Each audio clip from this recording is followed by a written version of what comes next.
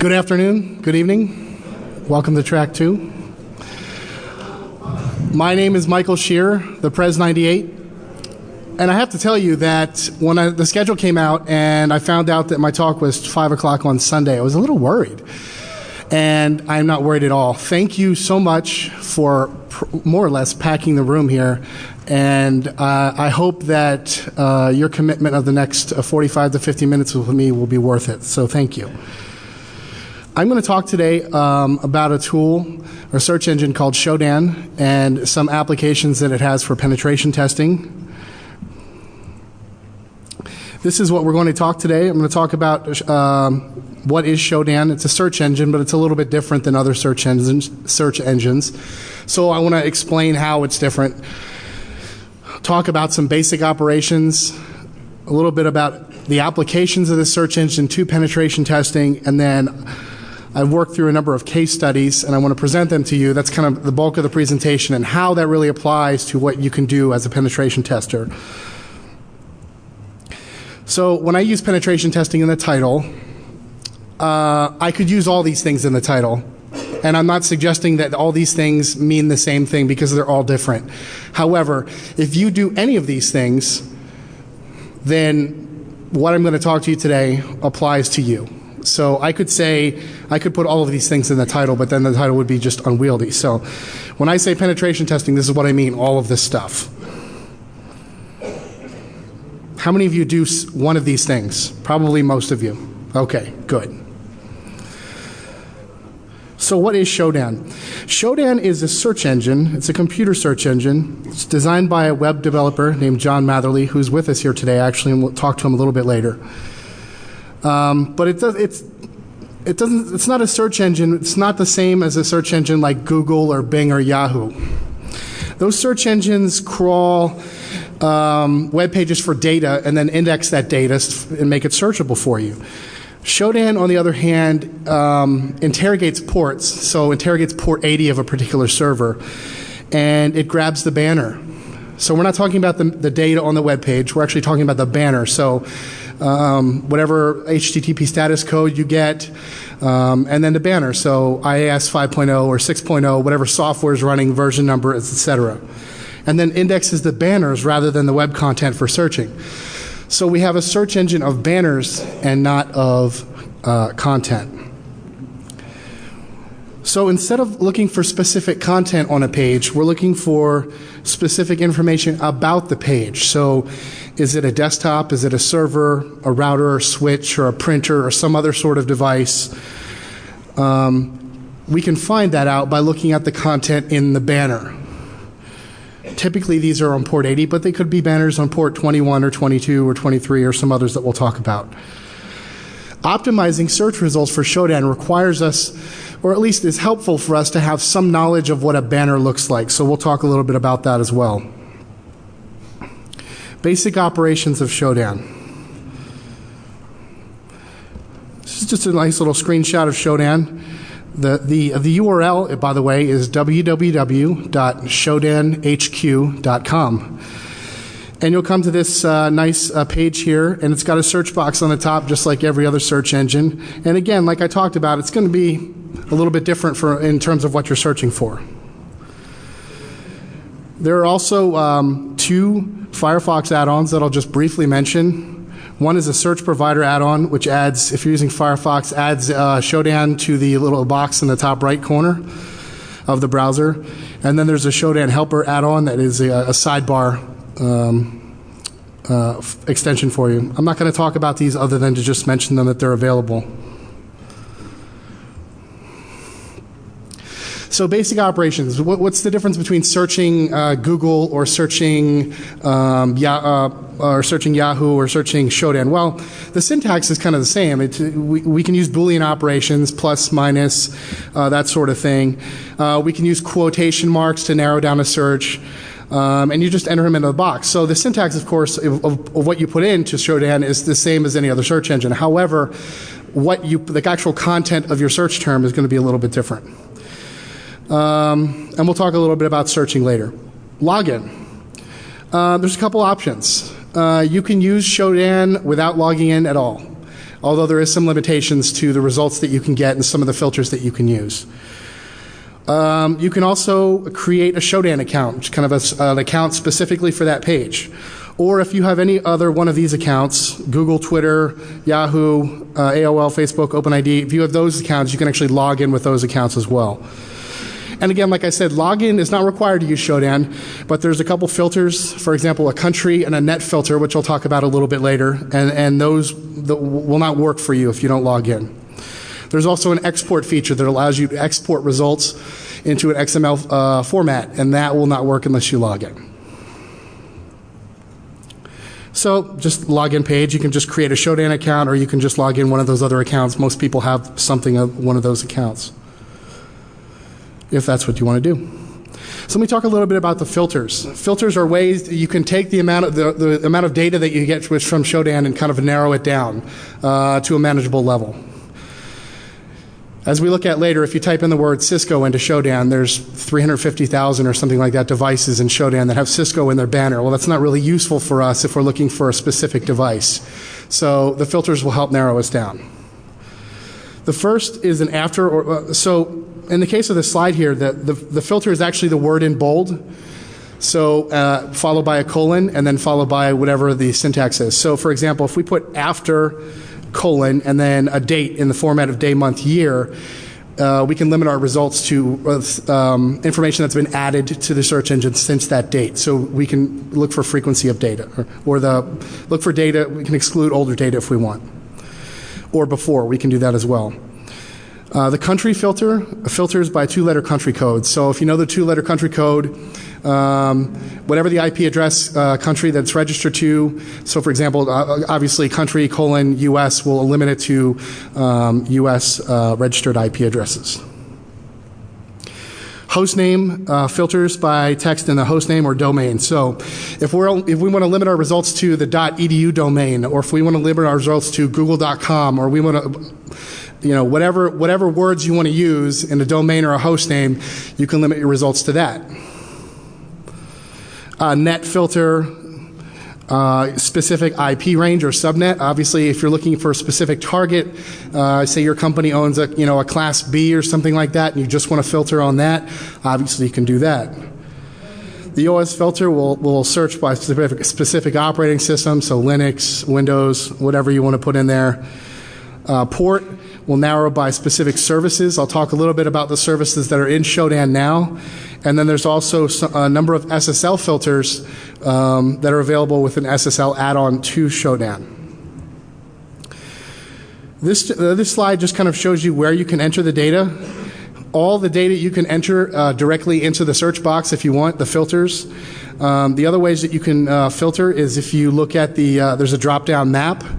And as you can see on the map, the color of the country is kind of color-coded based on how many IP addresses in that country have been searched. So you can see, obviously, the U.S. has the most on here, as well as China, Japan, and Germany, etc.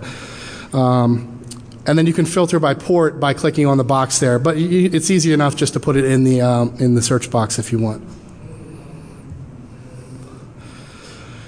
On the country filter, if you mouse over a country, it will tell you, the country will turn yellow, and it'll tell you how many hosts have been scanned in that country. So for example, here in the United States, some ridiculously large number.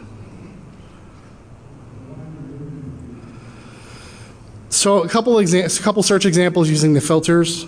I know you probably can't see it from here, but I'll read it to you. The search here is Apache country : CH. CH being the country code for Switzerland. So what this will do is it will find all the results in Shodan that are registered to a Swiss IP address that have the word Apache in the banner. And the results that you'll see here, over here on the left, you'll have a IP address with a hyperlink to the actual result. Below that, you'll have an operating system if it has been identified. Below that, there's a date that result was added to the search engine. And then there's a nice little country flag here as well. This here is the actual banner that you get back from that result. And any search terms that you enter will be highlighted in red. So you can see here that This was a Apache 2.2.13 running on FreeBSD, etc. So this is where I talk about knowing what the banner shows you is helpful for searching for certain sorts of results. Here the search term is Apache 2.2.3. So this will find any servers that have 2.2.3, Apache 2.2.23 in the banner. Here we didn't use a country code, and Shodan is helpful for us and actually will display the top 4 countries by results. So United States, Germany, France, Canada. If we're logged in so that we can use the country filter, we can just click on that and that will filter that down further for us.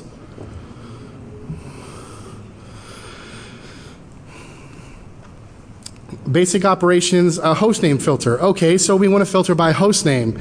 So the search here is Apache hostname .nist.gov.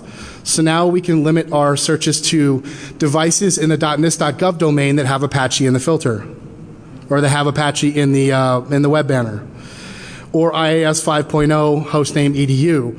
So now we're looking at just IAS 5.0 or Microsoft 2000 servers that are in the edu domain. And obviously if you wanted to put a specific university or something like that, you could certainly do that as well.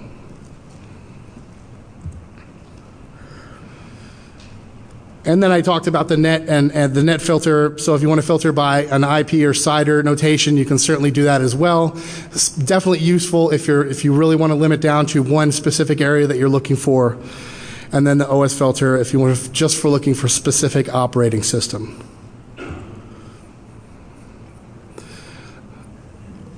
Finally, you can filter by port. Current collection is FTP on 21, SSH on 22, Telnet on 23, HTTP on 80, SNMP on 161, and recently added is HTTPS data on 443. I should note, and I'll talk a little bit later, that this data is only available through an add-on, which requires some credits.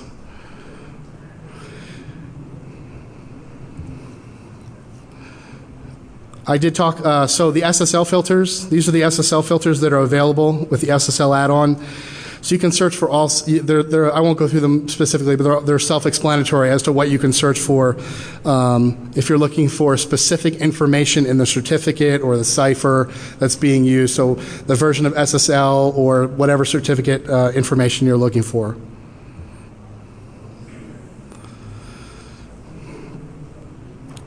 Search history for Shodan. If you create an account and just using Shodan, the search history is just, in essence is disabled.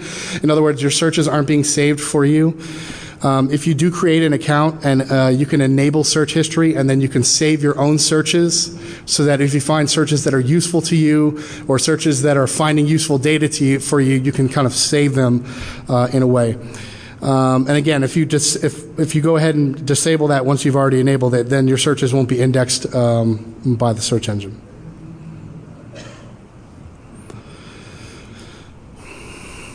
Shodan allows you to export data, and this goes into XML format. So there's a sample data file there that you can download if you want to look at the format that it comes out in. And this is one of those add-on features that's available for Shodan.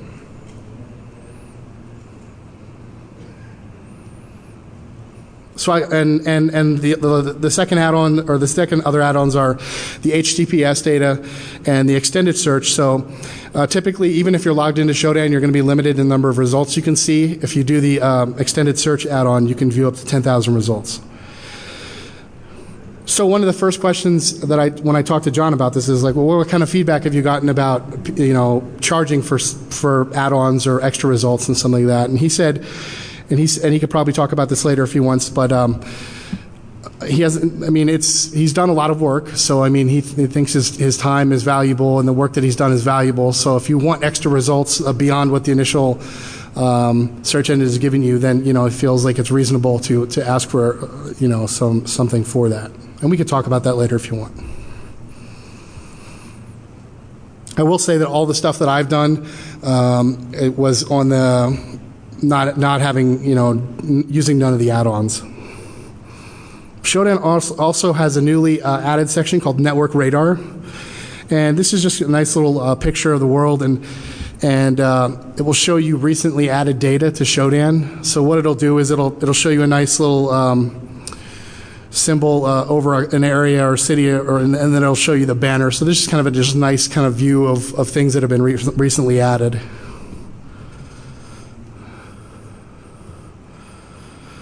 Let's talk about applications of Shodan for penetration testing.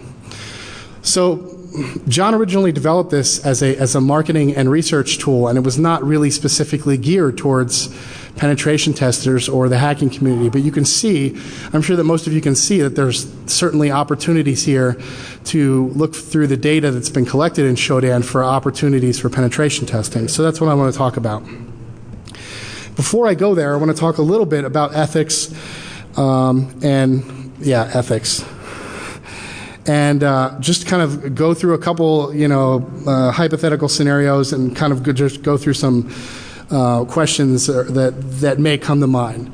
And I will say that when I did this test, when all the things that I've done for the examples here were just done on my own. I was not authorized to do anything. So these are kind of rhetorical questions for you. Is it acceptable under any circumstances to view the configuration of a device that requires no authentication to view? So if we click on one of these links and it takes us to some sort of device and it logs us right in because there's no authentication, is that okay to view that? What about viewing the configuration of the device if we used a default username and password to get into it? Or what about viewing the device if we used a unique username or password? What about changing the configuration of a device that we don't own or that we don't have authorization to use? So this is kind of a black to white spectrum, and this is where I would put these questions on there. You may disagree with it, but I think most of you would generally agree with the general placement. So, viewing the configuration of a device that requires no authentication. I think that's pretty clear. I think you could view that. You're not changing anything, you're just looking. There was no authentication required. You just clicked on a result and went right in there. Using a default username and password, well, I think you're getting into a darker shade of gray here, because despite the fact that they're using a default username and password, there's still some authentication mechanism that's trying to keep you out. That's as far as I went, by the way. I'll show you an example of that one later. Using a unique username and password somehow that you captured, I think that's fairly black. And then also changing configuration of the device that you don't have permission to do, and it's fairly black as well. Like I said, I went to about the middle, so I wouldn't go any further than that. But that's up to you.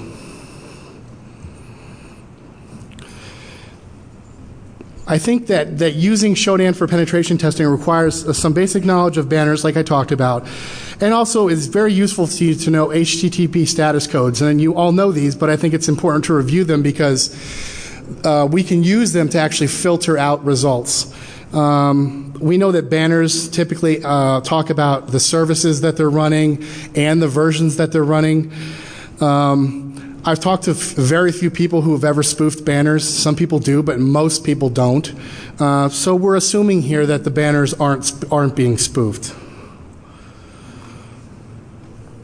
Just a quick overview of some HTTP status codes that we will see and how they can be useful to us.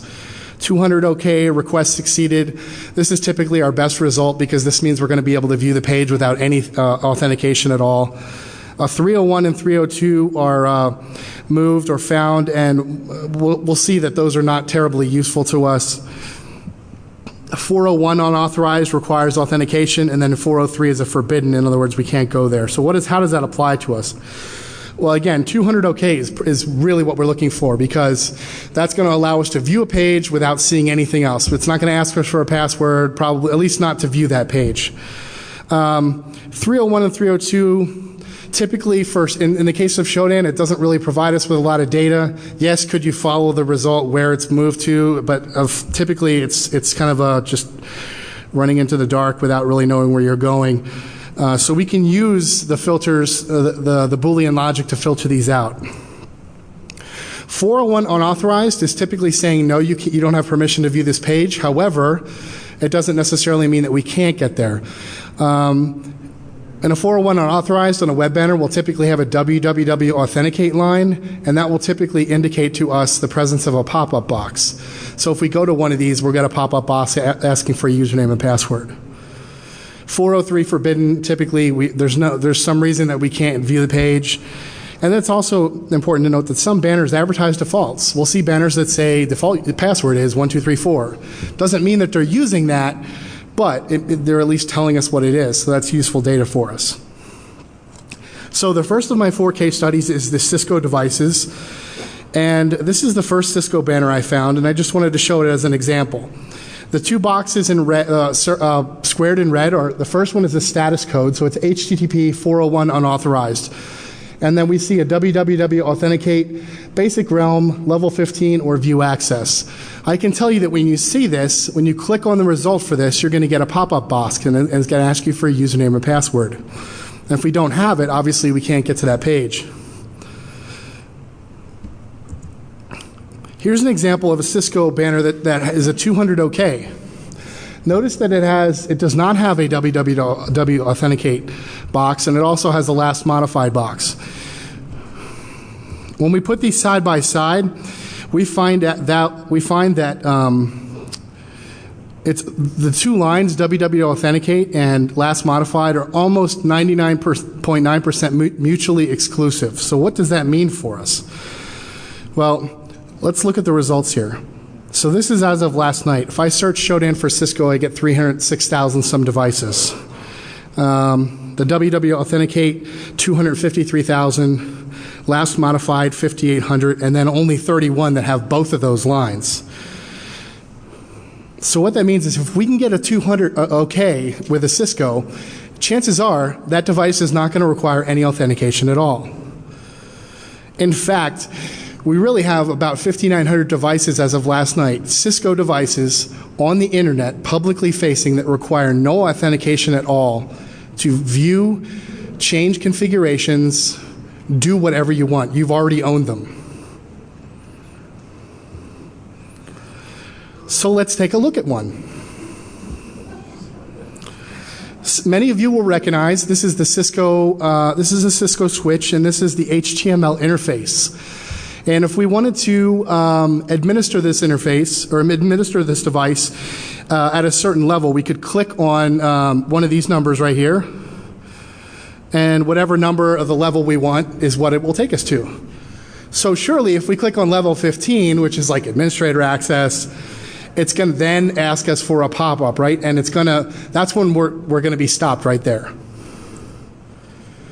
No, it doesn't.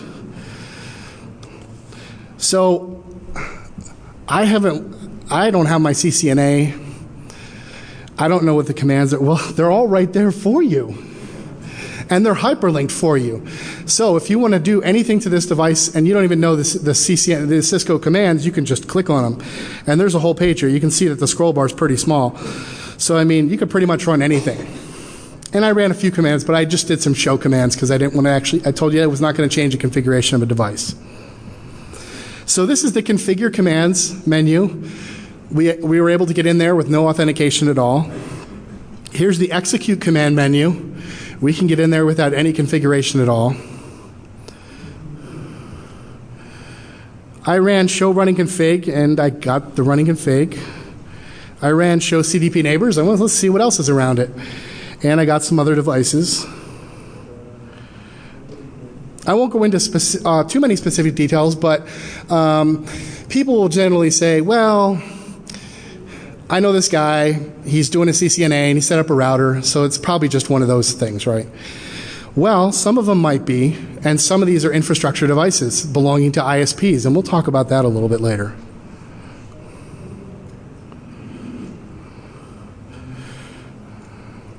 So what else is out there, Cisco devices? Well, this is a Cisco AirNet access point. This is just the home page, though. If we went to one of the setup pages or the security page, it probably would ask us for a username and password, or it doesn't. So what do you want to do? Change it? Turn it off? Change the IP address? Yeah. Security page. No, nothing there either. They really should enable encryption, or maybe we should enable it for them.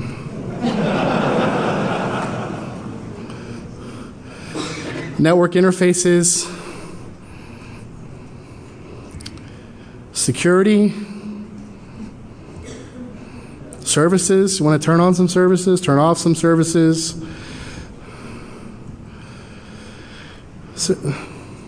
Okay, let's keep going. This is a Catalyst 2960 switch.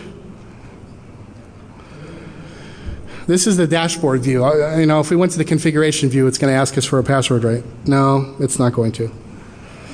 Some people are really good about labeling their ports. They'll tell you everything you want to know, where they go to. I actually had one example that's not on here that was it was a real estate company in New York, and they owned several buildings, and they had a switch that administered internet access to various businesses, and each one of their ports was like to XYZ company or to this company or to, so I mean, and what about turning them off, or just let's go half duplex for a day and see how their internet, And again, let me be clear. I didn't change anything on these devices, but you could if you wanted to. You could. I mean, it's right there.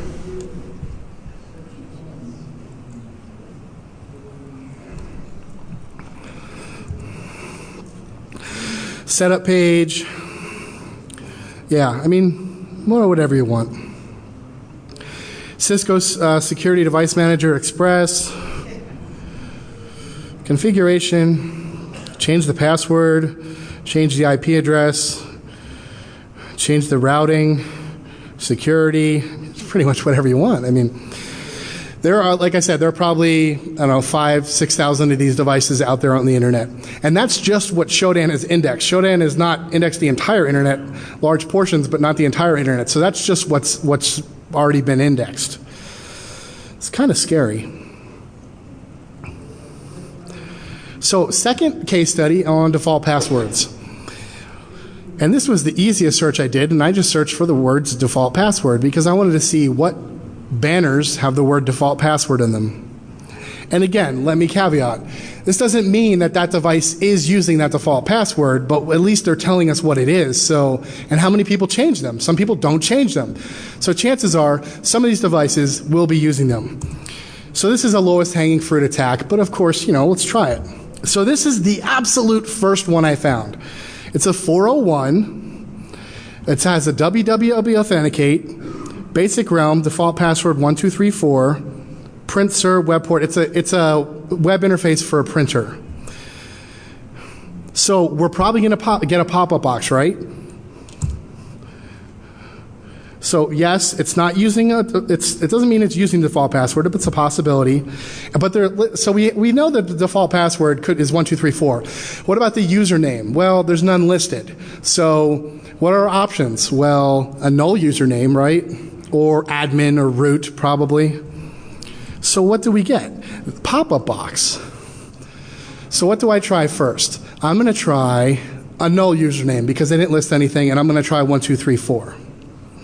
But the chances of this working the first time, it never works the first time. Or it does. This device is, this is nothing big. It's the setup for a printer, but what do you want to do?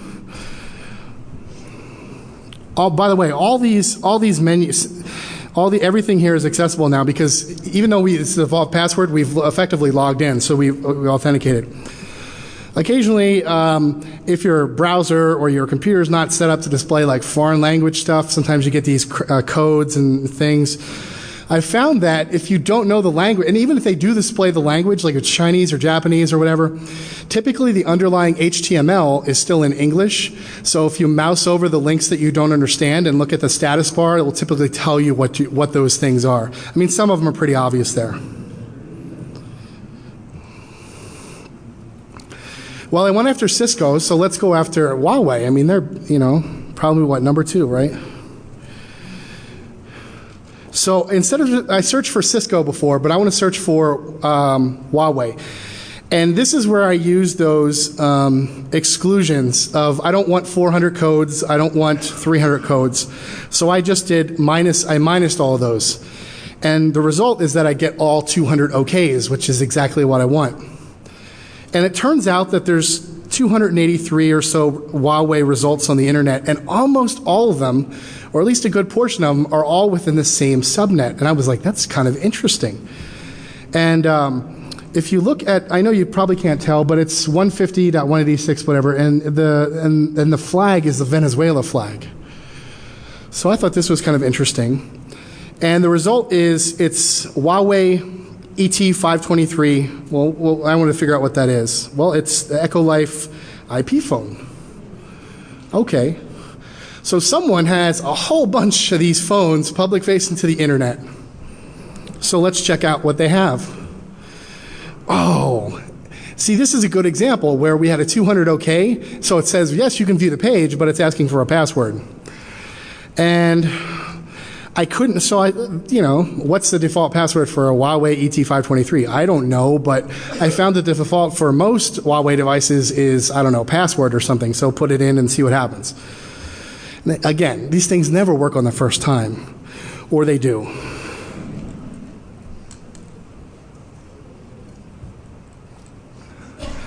I'll scroll through these just to show you the whole screen, but yeah, this is the entire configuration for the phone. Couple of interesting things here. One would be the URL for the firmware upgrades. So if you want to change that and upload some rogue firmware to them, you can certainly do that if you wanted to. Or you could do stupid things like change the ringtones and other things like that. It turns out that this is some technology corporation in Venezuela, and if you go to their homepage, there's smiling Hugo Chavez all over the page. So if you want to mess with him, go for it. And well, notice I didn't block out any of the IP addresses. So, they're right there for you. I'm not encouraging you to break the law. I'm just showing you something.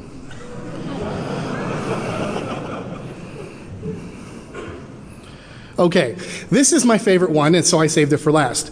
But the title was kind of boring. Infrastructure exploitation, that sounds kind of boring. So I changed the title.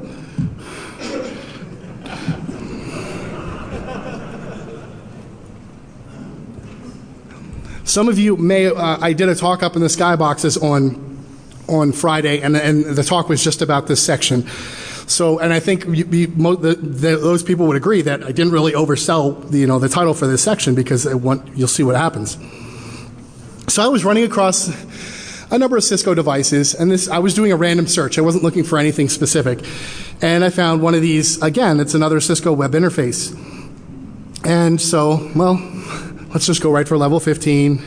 Yeah. And I did white out some of the things on here, because this was at the time, this was a open problem with this company. Show IP route, and there's a long page of this, and I ran the show some other commands, the running config, and so I'm running through these commands, and when I get to show CDP neighbors, and I know I blanked out the device IDs, but the URL was very interesting, because it said it was a telephone, it was an ISP, and so you can see here that there's a number of 3750 switches, and then there's a Cisco 7606, which is the core router for the ISP, and they were all open. Yeah. So I looked up the IP address, and it turns out that this was an ISP in Florida, I'll say that.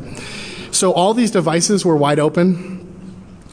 Contained in the configurations were VLAN IDs for their internal ISP network, hotels, condominiums, apartments, convention center, public backbone, all this stuff.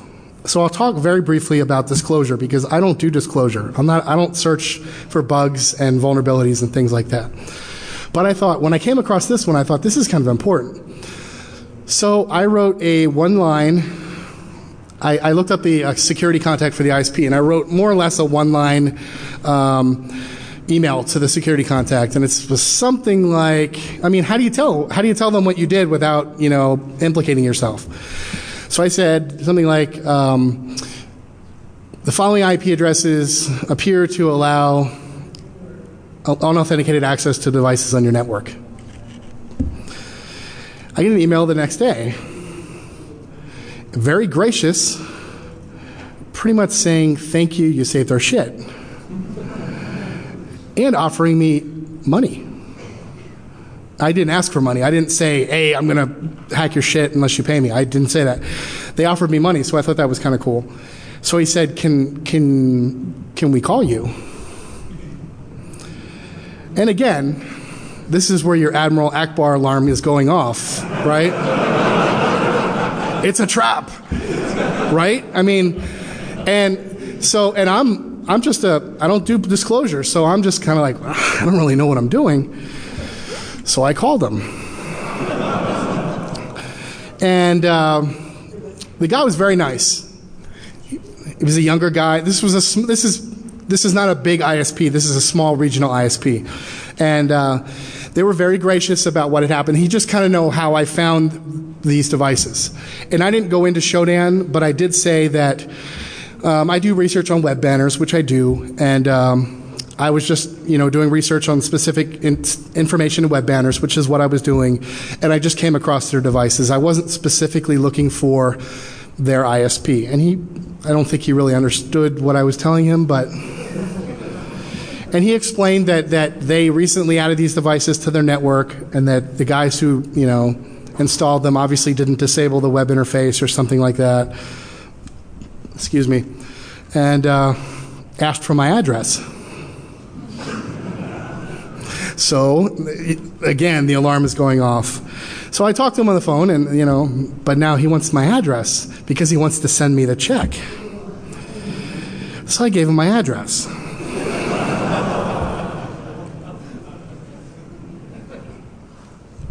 I will say that I haven't gotten anything in the mail. Not only not the check, but I haven't gotten anything, legal, whatever. And they did close off the problem. They did shut off their web interfaces, so their devices aren't exposed anymore. But what I will tell you is that with the information I had and with the access that I had, could I have routed any or all of their traffic to a third-party destination and then right back to them and then just sniffed all their traffic and totally owned all their customers? Absolutely, I could have. So I don't think it's unfair to say that. Really could have owned this ISP. So there, yeah. A few other small examples and then we don't have time, 37, okay. General observations. So I did some searches on Shodan. This is just for interesting data. I searched for IIS 5.0, and we know that it's Windows 2000. There's a lot of them out there, so, 306, this is a couple months old, but 362,000, IS 4.0. See, now we're getting older. Now we're going back into the 90s. Still almost 10,000. Well, 3.0. You see where this is going, right? 381, IS 2.0. 42. Does anybody know what IS 1.0 maps to? It's like Windows NT 3.51 maybe or something like that. It's like 1995, 94-ish. Wow! If you go to these web pages, they look like they were made in 95 and never touched since. So, they may not be used. This is more just fun for you, just to... What's that? Thanks. Nice. Thank you. Let me show you one more example before I go into the conclusions. This is another fun example. This is just, you've all seen the Google hacking, viewing webcams and stuff like that. Every 6 months, the news media rediscovers the story and plays it on your local news and thinks it's something new. And it isn't.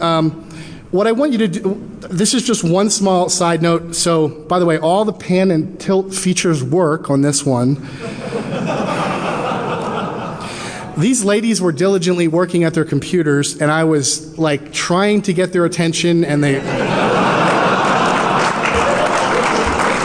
wouldn't bite. They wouldn't bite. So here's a good example of what I mentioned. If you don't understand the characters, I think this is Japanese. If you don't know what this means, you know, you can typically, the taskbar will tell you what it's because it's typically in English. And in this case, it does. So this comes out to snapshot. So like if you wanted to take a snapshot of the whatever screen is on there right now, and then a client.html, which isn't terribly useful to you. The second point about this slide is that I'm viewing this web page in Firefox. And while many people still use Internet Explorer, I don't know why you would, but you might want to. I do use something called IE View, or there's several different versions of it that allow you to view Internet Explorer in Firefox. So let's take a look at this and see that there's actually something different here. We actually have a third option. So we actually have snapshot, client, and setup config, which was not actually viewable in Firefox. Very interesting. So what happens if we go to setup config? Well, we can pretty much do anything we want. So you want to, and is again another example of if you don't understand the language, mouse over, and it will tell you these are all the things you can do. Security, system, network, wireless, I mean, whatever, wide open.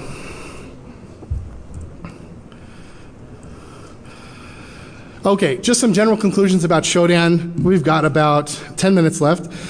Shodan aggregates a significant amount of information that's not already widely available. Could you go home and do something like this? Absolutely, you could do it. But it's going to take a lot of time and a lot of resources. So someone's already done it for you. It does allow for some passive vulnerability analysis. If we're looking for a certain version of software, we can say, hey, we can search for that and actually know with some degree of confidence that that IP address is running that software without ever even touching it. Is this going to totally take over the world? No, it's not going to. But this is something new for penetration testers. It's something that you can do to add to your toolbox, to explore, to see what other data is out there. And I think it's going to help shape the path for future vulnerability assessments.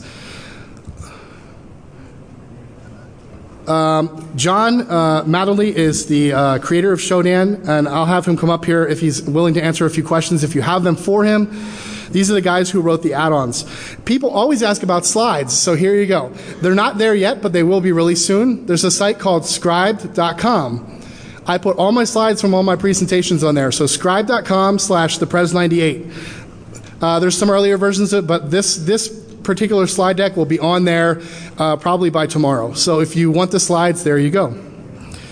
We will save the last 10 minutes for questions.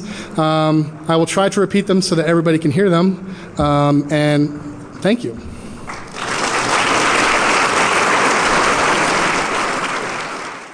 Good afternoon, good evening. Welcome to track 2. My name is Michael Schearer, the Pres98. And I have to tell you that when the schedule came out and I found out that my talk was 5 o'clock on Sunday, I was a little worried. And I'm not worried at all. Thank you so much for more or less packing the room here. And I hope that your commitment of the next 45 to 50 minutes with me will be worth it. So thank you.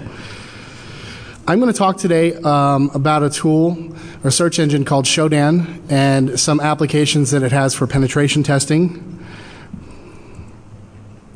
This is what we're going to talk today. I'm going to talk about what is Shodan. It's a search engine, but it's a little bit different than other search engines. So I want to explain how it's different. Talk about some basic operations, a little bit about the applications of the search engine to penetration testing, and then I've worked through a number of case studies, and I want to present them to you. That's kind of the bulk of the presentation and how that really applies to what you can do as a penetration tester.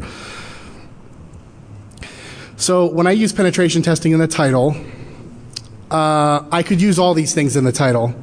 And I'm not suggesting that all these things mean the same thing because they're all different. However, content. So instead of looking for specific content on a page, we're looking for specific information about the page. So is it a desktop? Is it a server, a router, or switch, or a printer, or some other sort of device? We can find that out by looking at the content in the banner. Typically these are on port 80, but they could be banners on port 21 or 22 or 23 or some others that we'll talk about. Optimizing search results for Shodan requires us, or at least is helpful for us to have some knowledge of what a banner looks like. So we'll talk a little bit about that as well. Basic operations of SHODAN. This is just a nice little screenshot of SHODAN. The URL, by the way, is www.shodanhq.com. And you'll come to this nice page here, and it's got a search box on the top, just like every other search engine. And again, like I talked about, it's going to be a little bit different in terms of what you're searching for. There are also two Firefox add-ons that I'll just briefly mention. One is a search provider add-on, which adds, if you're using Firefox, adds SHODAN to the little box in the top right corner of the browser. And then there's a SHODAN helper add-on. If you do any of these things, then what I'm going to talk to you today applies to you. So I could say, I could put all of these things in the title, but then the title would be just unwieldy. So when I say penetration testing, this is what I mean, all of this stuff. How many of you do one of these things? Probably most of you. Okay, good. So what is SHODAN? SHODAN is a search engine. It's a computer search engine. It's designed by a web developer named John Matherly, who's with us here today, actually, and we'll talk to him a little bit later. But it's not a search engine. It's not the same as a search engine like Google or Bing or Yahoo. Those search engines crawl web pages for data and then index that data and make it searchable for you. SHODAN, on the other hand, interrogates ports, so interrogates port 80 of a particular server, and it grabs the banner. So we're not talking about the data on the web page, we're actually talking about the banner. So whatever HTTP status code you get, and then the banner. So IIS 5.0 or 6.0, whatever software is running, version number, etc. And then indexes the banners rather than the web content for searching. So we have a search engine of banners and not of one that is a sidebar extension for you. I'm not going to talk about these other than to just mention them that they're available. So basic operations. What's the difference between searching Google or searching Yahoo or searching SHODAN? Well, the syntax is kind of the same. We can use Boolean operations, plus, minus, that sort of thing. We can use quotation marks to narrow down a search. And you just enter them into the box. So the syntax, of course, of what you put into SHODAN is the same as any other search engine. However, the actual content of your search term is going to be a little bit different. And we'll talk a little bit about searching later. Login. There's a couple options. You can use SHODAN without logging in at all, although there is some limitations to the results that you can get and some of the filters that you can use. You can also create a SHODAN account, which is kind of an account specifically for that page. Or if you have any other one of these accounts, Google, Twitter, Yahoo, AOL, Facebook, OpenID, if you have those accounts, you can actually log in with those accounts as well. And again, like I said, login is not required to use SHODAN, but there's a couple filters, for example, a country and a net filter, which I'll talk about a little bit later, and those will not work for you if you don't log in. There's also an export feature that allows you to export results into an XML format, and that will not work unless you log in. So just login page, you can just create a SHODAN account, or you can just log in one of those other accounts. Most people have something of one of those accounts, if that's what you want to do.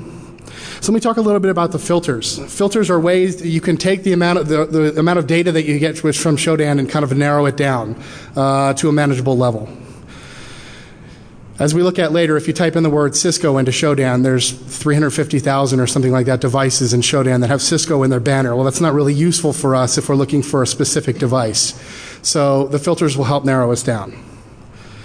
The first is an after, so in the case of the slide here, the filter is actually the word in bold, so followed by a colon, and then followed by whatever the syntax is. So for example, if we put after colon and then a date in the format of day, month, year, we can limit our results to information that's been added to the search engine since that date. So we can look for frequency of data, or look for data, we can exclude older data if we want.